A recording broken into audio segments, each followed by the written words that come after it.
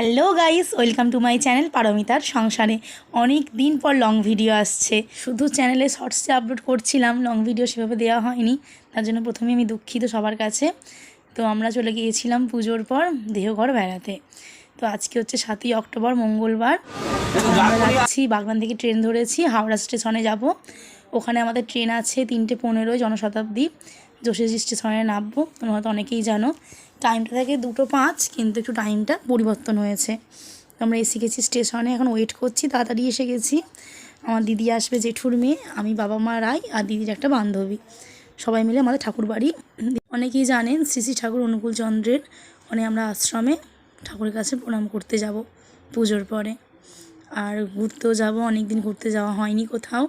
ওখান থেকে বৈদ্যনাথ ধাম আরও নানান জায়গায় বেড়াতে যাব। তো সব সাইট সিনডে আপনাদের সাথে শেয়ার করব। ট্রেনে অনেকক্ষণ হলে উঠে পড়েছি, সিট খুঁজে বসেও গেছি। আর রায়ের তো জানলার ধার খুব প্রিয়, কিন্তু অনেকক্ষণের জার্নি, প্রায় 4.5-5 ঘন্টা লাগবে। আবার যেহেতু ট্রেনের টাইমটা চেঞ্জ হয়েছে, তোমাদের রাত্রে 8:30 বেজে যাবে নামতে। তারপরে ওখান থেকে আমরা অটো করে যাব, হোটেল বুক করা আছে, ওখানে যাব। চলুন যাওয়া যাক। জয়গুরু বন্দে পুরুষোত্তম নাম নিয়ে আমরা বেরিয়ে পড়লাম দুর্গা দুর্গা বলে। যেতে যেতে বেশ ভালোই মজা হচ্ছে।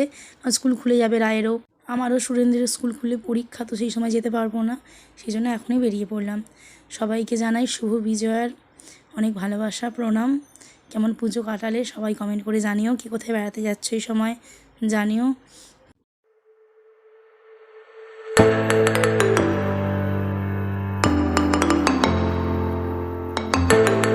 আমার গলা শুনে বুঝতেই পারছো, একদম ধরে গেছে।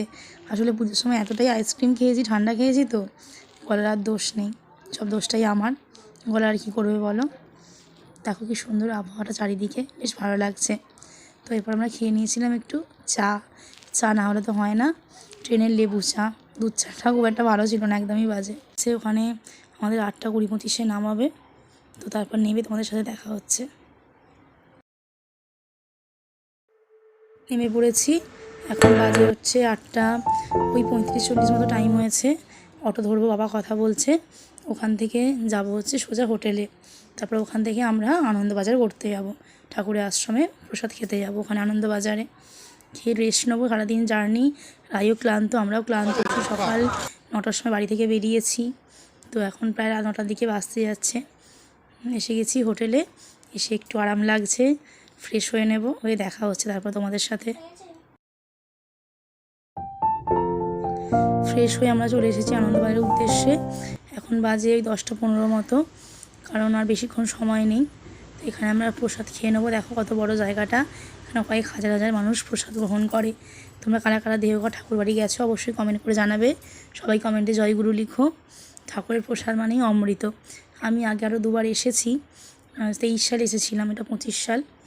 আর এই যেখানে বাবা মা খেতে বসেছেন, আর আমরাও বসে পড়েছি খেতে। রায়েরও খিদে পেয়ে গেছে, গরম গরম ভাত দিয়ে গেলেন। সত্যি বলতে ঠাকুরের এই প্রসাদ খাওয়া মানেই অমৃত সেবন করা। এতটাই তৃপ্তি যে বলে বোঝানো যাবে না। খুব ভালো লাগছে। সারাদিনের পর ভাত পেয়ে তো সবারই একদম খুশিতে ভরে উঠেছে, আর খেয়েও খুব তৃপ্তি লাগলো। তো এরপর আমরা হোটেলে চলে যাব, গিয়ে রেস্ট নেব। আর কালকে কোথায় কোথায় আমরা ঘুরবো, বৈদ্যনাথ ধাম যাবো, আরও বিভিন্ন মন্দিরে যাব, সবটাই তোমাদের সাথে শেয়ার করব। আজকের মতো টাটা। সবাই প্লিজ চ্যানেলটা সাবস্ক্রাইব